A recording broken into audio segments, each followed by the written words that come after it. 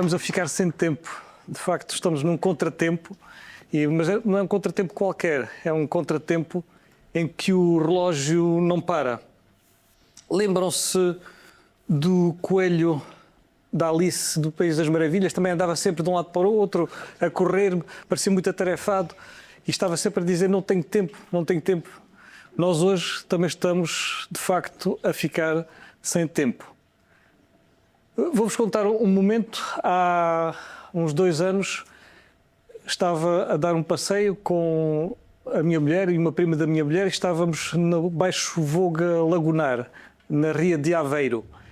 E estávamos a dar um passeio normal, não estava a acontecer nada de especial, até que de repente aconteceu o seguinte: ficámos com o caminho interrompido, porque o mar estava a invadir os terrenos agrícolas. O mar estava mais alto. De facto, nós, quando sentimos isto, quando vimos a água, quando ouvimos a água correr, é que nós sentimos diretamente na pele, naquele momento, a falta de tempo e a urgência climática e as alterações climáticas que nos estão a afetar. E aquilo não era só água, aquilo de facto era tempo. E nós estamos, de facto, a lutar contra o tempo. Aqui em Portugal, muito recentemente, tivemos um comboio de tempestades que afetou todo o país e principalmente aqui a região centro. Foi dramático, com vítimas. Infelizmente foi uma situação que nunca tinha sido vivida e na Quercos também fomos afetados. Tivemos aqui estas 3 primeiras imagens, aqui do lado esquerdo, são da estação aquícola de Campelo, em Figueiró dos Vinhos. É um local onde se faz a recuperação ex situ de peixes de água doce. São recolhidos peixes para serem reproduzidos, para serem novamente reintroduzidos. E ficou gravemente afetada. Do lado direito também está o túnel de voo do Centro de Recuperação de Animais Selvagens de Castelo Branco, que é um hospital veterinário da Quercos para animais selvagens. E o túnel de voo é para os animais voltarem a aprender a voar antes de serem libertados. Também ficou gravemente afetado. Nós aqui na região, aqui bem perto, na autoestrada ficou cortada, ficou o Baixo Mondego também tudo inundado, ficaram populações sem comunicação, sem eletricidade. Neste momento já ninguém pode negar as alterações climáticas. Nós podemos perguntar, mas porquê é que ainda há gente que quer negar as alterações climáticas? O que é preciso então nós fazermos para contrariar isso? Vou-vos contar aquilo que também podemos fazer. Isso passa também pela educação ambiental. E em 2018, Greta Thunberg fez uma comunicação na TEDx de Estocolmo, onde falou sobre a greve climática estudantil. E ela, apesar de ser uma aluna do ensino secundário, era uma estudante que, apesar disso, deu uma lição ao mundo. Ela ensinou os adultos, ensinou todo o planeta e mobilizou, de facto, multidões em muitos países por todo o planeta. A educação ambiental pode então ser utilizada para alterarmos aquilo que nós estamos a viver. E ela explicou que a ciência já, desde há muito tempo, que conhece aquilo que está a afetar o planeta. E, de facto, desde 1859, que John Tyndall fez estudos com um dispositivo, estudou como é que reagiam certos gases ao calor, nomeadamente o dióxido de carbono. E em 1896, Svante Arrhenius estudou a influência do dióxido de carbono à superfície da Terra. E ele calculou que se duplicássemos a quantidade de dióxido de carbono na atmosfera, a temperatura poderia subir 5 graus Celsius.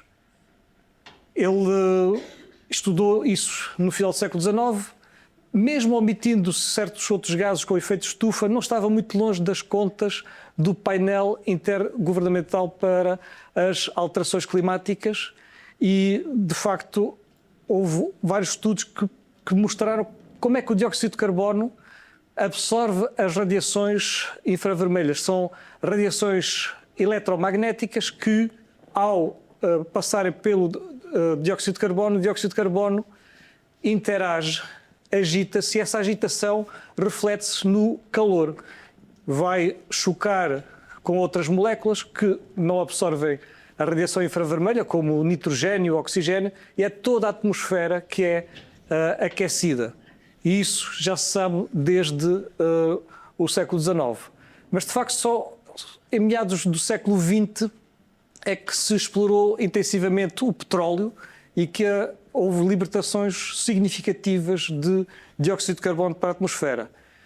E em 1971, a revista da petrolífera Total, uma revista interna, Total Information, publicou um artigo de um geógrafo francês, o François Durand d'Astès, La pollution atmosphérique et le climat, a poluição atmosférica e o clima, e ele, nesse artigo, mostrou que a libertação em grande escala de dióxido de carbono estava a alterar a composição da atmosfera.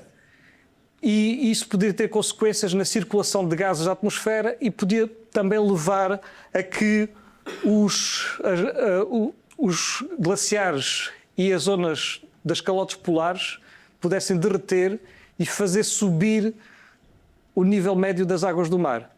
Isto teria consequências catastróficas. Mas, de facto, a indústria petrolífera, desde 1971 até há poucos anos, não ligou a isso. Ligaram. Em 1988, na sede da Total, juntaram-se petrolíferas de vários países, nomeadamente da Exxon, dos Estados Unidos, e fizeram o quê? Lançaram um véu de dúvidas, tal como se tinha feito com a indústria do tabaco. Aliás, contrataram mesmo pessoas da comunicação, da área da comunicação da indústria tabaqueira, para fazer as campanhas das indústrias petrolíferas. E aquilo que fizeram foi encomendar estudos verdadeiros sobre a alteração que as nuvens provocam na atmosfera, os aerossóis, o papel dos oceanos a absorver o dióxido de carbono, que era preciso muitos estudos para diluir tudo o resto e desviar a atenção das petrolíferas e não pôr em causa a própria indústria petrolífera e o lucro dos acionistas. E, de facto, isso aconteceu nos anos 80, há documentação sobre isso.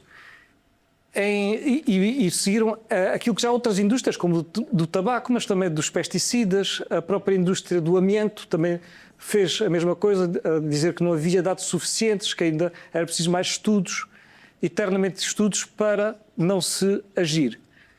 E, de facto, começaram a fazer campanhas em 2003, aliás, em 1990, antes disso, o painel intergovernamental para as alterações climáticas disse que os gases com efeito de estufa com emissões antropogénicas estavam a levar a um aquecimento da atmosfera. Só que esse painel de cientistas de vários países, das Nações Unidas, não tinha papel para regulamentar aquilo que estava a passar. Então não houve nenhuma ação depois deste relatório.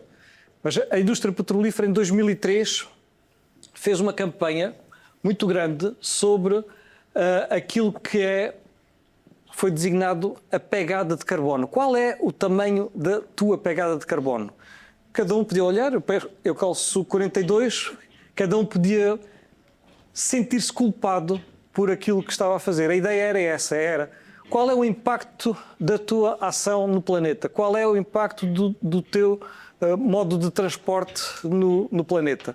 Para desviar a atenção do principal, para culpabilizar cada um dos consumidores e, de facto, para dizer que somos todos responsáveis. Essa ideia da pegada de carbono foi-se difundindo nos anos seguintes para, de facto, desviar as atenções daquilo que se estava a passar.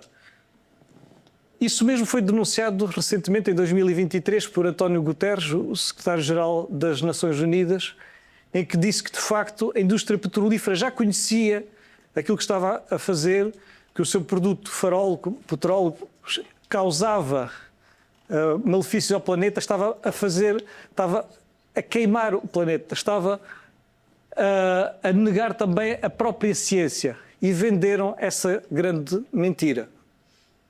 De facto, nós já temos conhecimentos científicos que estão continuamente a ser atualizados.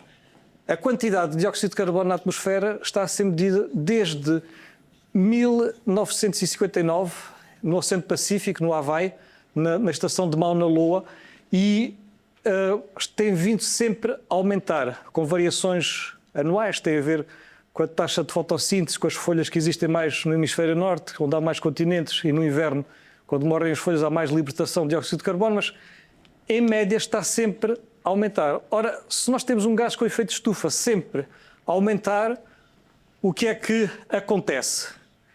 Como é um gás com efeito de estufa, a temperatura também aumenta. E, de facto, em 2001, o IPCC, o painel intergovernamental para as alterações climáticas, publicou um relatório onde Michael Mann estudou a temperatura nos últimos 1000 anos e verificou que não havia termómetros anteriormente, não é? Mas há métodos indiretos para calcular qual era a temperatura média no planeta, e há a vermelho ali a pontinha, a temperatura está 0,85 graus Celsius acima da era pré-industrial, antes de haver a libertação em grande escala dos gases resultantes da queima dos combustíveis fósseis. E ele chamou este gráfico um gráfico em forma de stick de hóquei, para jogar hóquei, porque tinha essa ponta arrebitada. Mais tarde, em 2021, atualizou o gráfico, calculou a temperatura nos últimos 2000 anos, e não apenas nos últimos 1000 anos, e viu que a ponta estava muito mais levantada. Ou seja, aquilo que estava a acontecer é que a temperatura já tinha aumentado 1,2 graus Celsius acima dos níveis pré-industrial. E diz que já não parecia um stick de hóquei, já parecia uma foice da morte.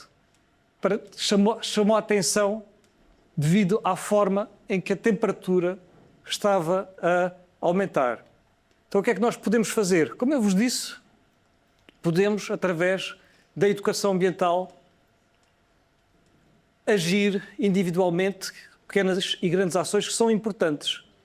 Mas também é necessário haver educação ambiental para agirmos coletivamente, em conjunto. Aliás, aqui tem a Associação Académica de Coimbra, que é uma associação com uma grande história e que mostra que, agindo em conjunto, as ações são muito mais consequentes do que as ações apenas individuais. E, de facto, nós podemos agir em conjunto, em associações, em organizações não governamentais de ambiente, como a Quercus e outras, e assim podemos ter uma ação mais consequente. A Quercus, quando teve aqueles problemas todos em Castelo Branco, no Centro de Recuperação de Animais Selvagens, lançou um apelo para os voluntários ajudarem a reconstruir aquilo que são as infraestruturas que tinham ficado danificadas. E houve gente que fez donativos, houve outras pessoas que foram ajudar até nos fins de semana para recuperar aquilo que tinha sido destruído, e, de facto, mostra-se que, coletivamente, a ação é muito mais eficaz. Portanto, aquilo que cada um pode fazer é juntar-se também a organizações, ou pode simplesmente mexer 2 polegares no smartphone e seguir aquilo que são as redes sociais da Quercus, por exemplo, e já nos mantemos informados sobre aquilo que vai acontecendo. Também pode mexer mais alguns dedos. Pode mexer um dedo indicador e sair também para a rua, como em 2019, e aí na rua poder também pegar no megafone e gritar: vamos recuperar o tempo perdido. Muito obrigado pela vossa atenção.